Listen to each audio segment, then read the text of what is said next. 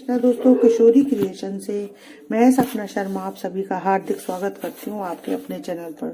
दोस्तों, आज के वीडियो में मैं आपके लिए वैशाख मास महात्म्य के 9वें दिन की कथा लेकर के आई हूँ। इससे पहले के वैशाख मास महात्म्य के 8 अध्याय के वीडियो जो है मैंने मेरे चैनल पर डाले हुए हैं।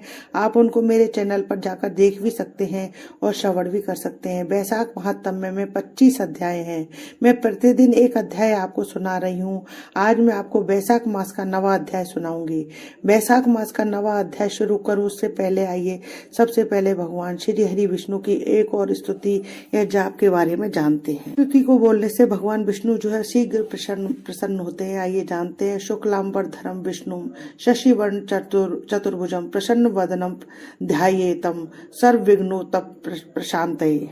भगवान श्री हरि विष्णु को प्रसन्न करके हम अपनी समस्याओं से छुटकारा पा सकते हैं। स्तुति व मंत्र के द्वारा हम भगवान विष्णु को प्रसन्न कर सकते हैं। श्री कृष्ण ने भगवत गीता में बताया है कि इस संसार में जो कुछ भी होता है वह भगवान विष्णु की कृपा से ही होता है।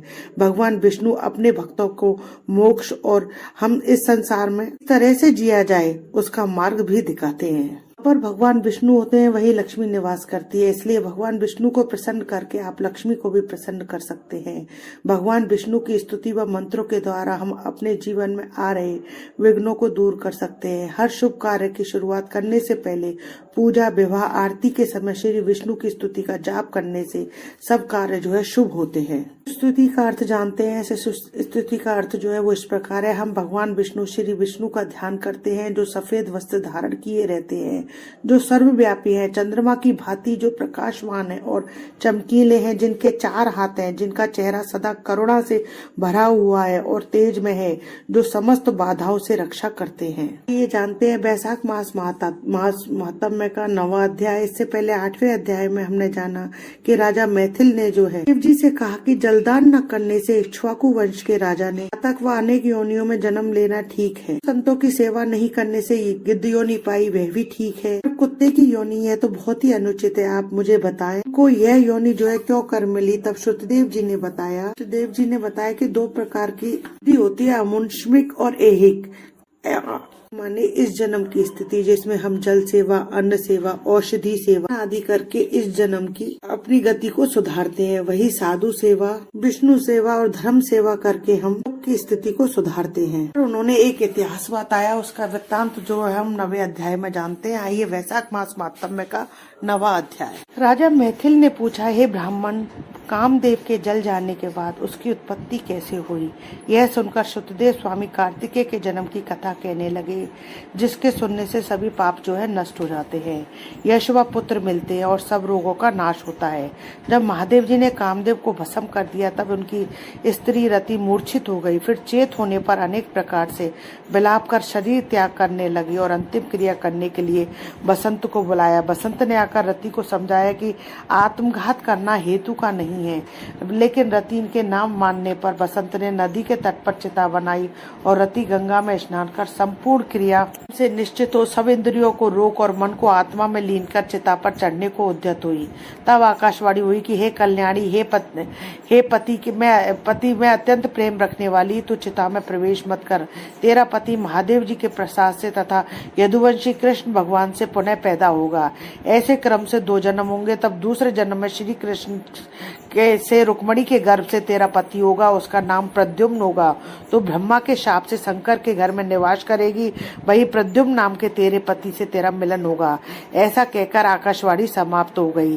तब रति ने चिता में प्रवेश नहीं किया। फिर सब देवताओं ने रति को वरदान देकर उसको शांत किया और कहा कि हे काम प्रिय, अब तेरा पति अनंग कहलाएगा और अंग वाले की तरह मरा हुआ भी दिखाई देगा। पूर्व कल्प में तेरा पति सुंदर नाम का राजा था। उस जन्म में तो उसकी पत्नी रजशंकर कारणी हुई, इसीलिए तेरी यह दशा हुई। अब तू वैशाख मास में प्रातःकाल मंदाकिनी नदी में स्नान कर मधुसूदन भगवान का पूजन कर और उनकी दिव्य कथा सुनकर अशून्य शयन नाम का व्रत आरंभ कर दिया। ऐसा करने से तेरा पति तुझे अवश्य मिल जाएगा, इसमें संदेह नहीं है। रति को ऐसा वर देकर सब देवता अपने अपने स्थान को चले गए और रति भी कलेश से निवृत्त हो गई। मेष की संक्रांति में गंगा स्नान कर अशून्य शून्य शयन व्रत करते ही उसे तत्काल कामदेव दिखाई दिया। पूर्व कल्प में भी वह बड़ा धर्मपरायण राजा था, मगर उसने वैशाख मास में कर्तव्य धर्म नहीं किए, इसलिए कामदेव परमात्मा का पुत्र होने पर भी अंगहीन हुआ। जब महादेव जी अंतर्ध्यान हो गए तब पार्वती जी निराश खड़ी हो सोचने लगी कि क्या करूं। जब पिता हिमाचल उन्हें अपने घर ले गया, पार्वती जी शंकर जी के रूप और गुणों को देख मुग्ध हो मन में शंकर जी को अपना पति होने की ठान गंगा तट पर तप करने लगी।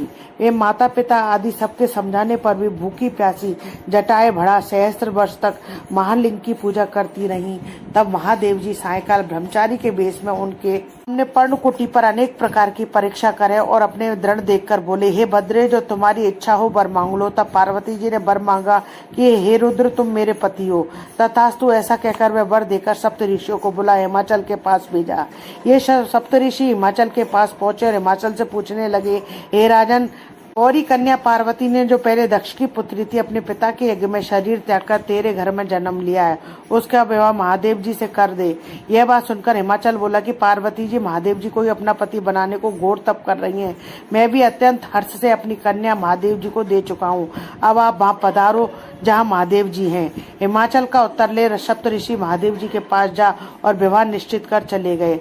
अब तो लक्ष्मी आदि देवियां, विष्णु आदि सब देवता बाराती बनकर चले और महादेव जी की देवता मुनि 6 मात्र का आदि को साथ ले, भूत गणों को साथ ले बैल पर चढ़कर चले। उसके आगे शंख मृदंग आदि अनेकों बाजे बजने लगे और वेद की ऋचा का पाठ होते हुए भी हिमाचल की पुरी में पहुंचे। तब शुभ लग्न में शिव पार्वती जी के साथ विवाह संपन्न हो गया, जिससे त्रिलोकी में आनंद छा गया। इस महोत्सव के पूर्ण होने पर शंकर जी पार्वती जी के संग स्वच्छंदता से हिमाचल के शिखर पर सहस्त्र दिव्य वर्ष तक भ्रमण करते रहे। महादेव जी द्वारा पार्वती जी के साथ नित्य प्रति रमण करने पर गर्व की स्थिति न हुई तो देवताओं को घोर चिंता उत्पन्न हुई। हमारे कार्य की सिद्धि कठिन है। तब खूब विचार कर अग्नि को बुला उसका अत्यंत सम्मान कर जब महादेव जी रमण कर रहे थे भेजा और कहा कि जब महादेव जी रमण कर चुके हो तब तू प्रकट हो उनको सम्मुख चले जाना, जिससे वह उन्हें रमण न करे, क्योंकि तुझे देखकर पार्वती जी लज्जा के मारे वहां से हट जाएंगी।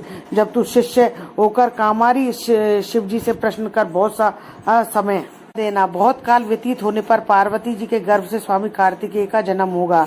अग्नि देवताओं से विदा हो महादेव जी के पास गया, जिससे वस्त्रीन पार्वती जी को बड़ी लज्जा उत्पन्न हुई और रमण छोड़ अलग हट गई। तब महादेव जी को बड़ा क्रोध आया और अग्नि से बोले, हे दुर्मते, इस स्खलित वीर्य को जो दुष्य है तू ग्रहण कर, अरे मैं तेरे मुख में त्याग कर दूंगा। ऐसा कहकर अग्नि के मुख में वीर्य छोड़ दिया। उस प्रचंड वीर्य से उदर में प्रवेश होने से अग्नि ने दुखित हो स्वर्ग लोक में देवताओं के पास जा सब वृत्तांत कह सुनाया, जिससे देवताओं को वीर्य के स्थित हो जाने से हर्ष उत्पन्न हुआ, परंतु प्रसव कैसे होगा इसका अत्यंत दुख हुआ।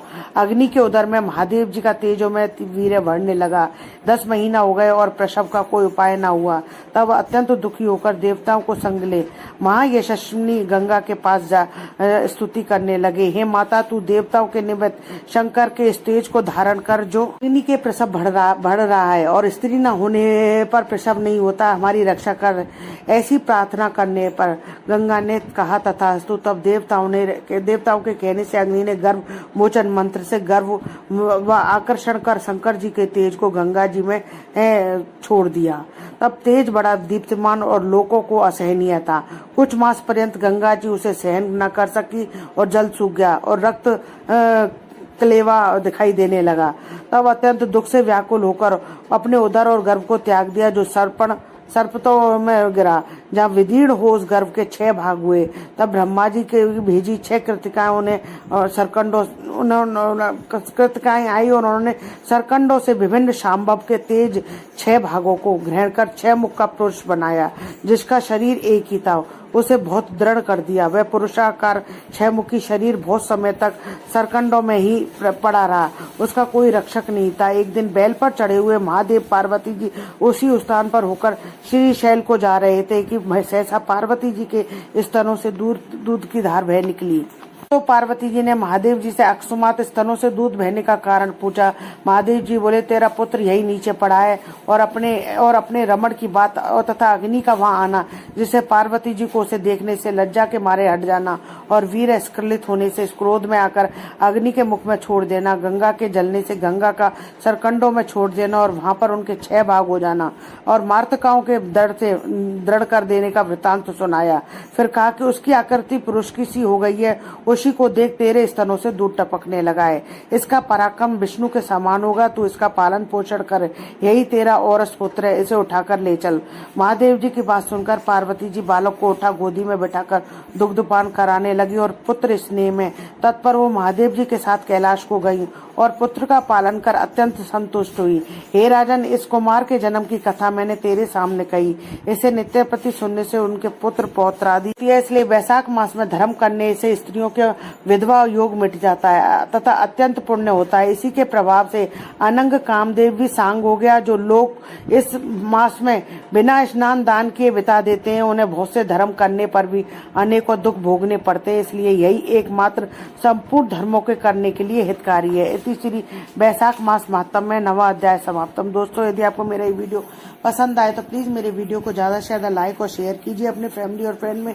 यदि आपने अभी तक मेरे चैनल को सब्सक्राइब नहीं किया है तो उसे सब्सक्राइब करना ना भूलें। पास ही में बेल आइकन को हिट करें ताकि मेरे आने वाले हर नए वीडियो का नोटिफिकेशन जो है आपको मिल जाए। हिंदू धर्म, रीति रिवाज, कथा कहानी जानने के लिए मेरे चैनल पर बने रहने के लिए बहुत बहुत धन्यवाद। जय श्री कृष्ण दोस्तों।